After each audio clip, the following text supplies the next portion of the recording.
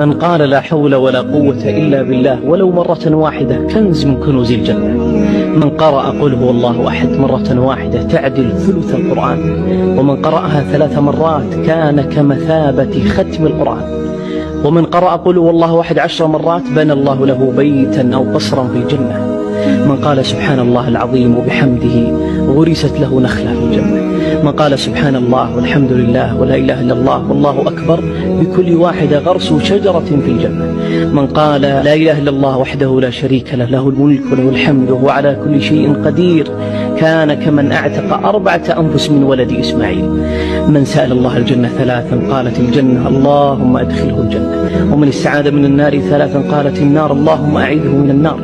من قال استغفر الله وأتوب إليه غفر الله له. اللهم اجعل لمن نشر هذا المقطع من كل هم فرجا ومن كل ضيق مخرجا، وارزقه من حيث لا يحتسب.